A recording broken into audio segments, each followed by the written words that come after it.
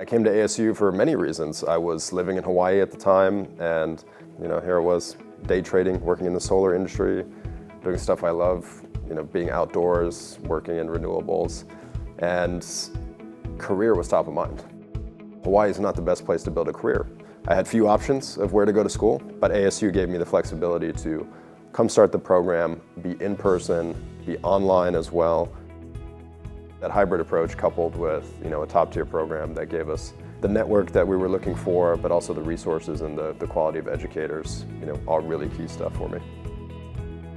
We met 10 years ago, and we met actually on the first day of our MBA orientation. Never in a million years would I have thought I'd walk out with my future wife. I definitely have seen him, go through a lot of changes, right, professionally and personally. And the number one thing is always, how do I take care of the people around me? Watching Kentaro grow throughout his career has been amazing.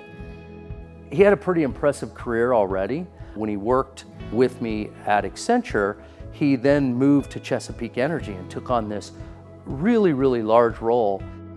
He was offered this position as a C-level executive, and he called me up and he said, "What do you think?" It's because it's an oil and gas company. And I said, "Kentaro, it's a Fortune 500 company. If it's on the moon, you go to the moon."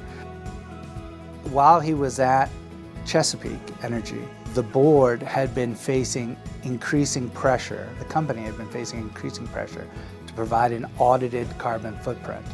Kentaro, who was the CDO, did the research and realized it was possible, but there was no tool, there was nothing you could buy to manage this process. What I found was an industry with an incredibly hardworking population of people that were extracting resource that was critical for the economy, not just in America, the entire world. From the fibers and the threads of our clothes to the gas in our car. The world doesn't work without energy. Getting that sense of pragmatism and realism of how that actually works and connects together was one of the most important things we learned. And to no surprise, that is hugely informative of how we work at Persefoni today. We help companies measure their carbon footprint. You'll hear that referred to as carbon accounting sometimes. We help people understand how many emissions did you produce in the due course of running your business or your financial services firm where products may be your capital.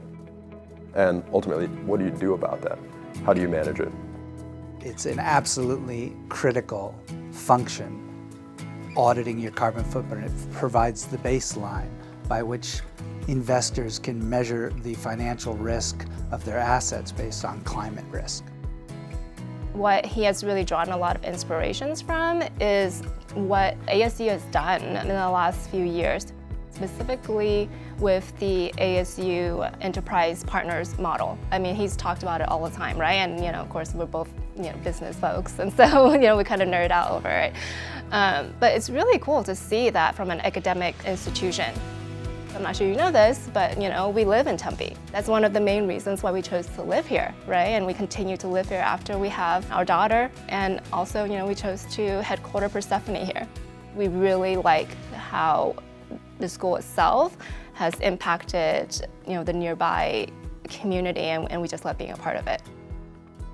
What's interesting about Kentaro is he has this really, really innate ability to take the disparate opinions that may be in the room and to bring them together and correlate that into a really sound structure or business plan or whatever. And so I think that's what makes him an entrepreneur and quite frankly, very deserving of this award at ASU.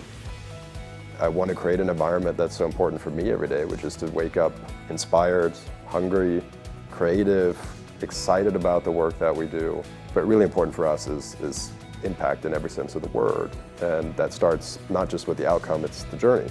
How you get there is super important.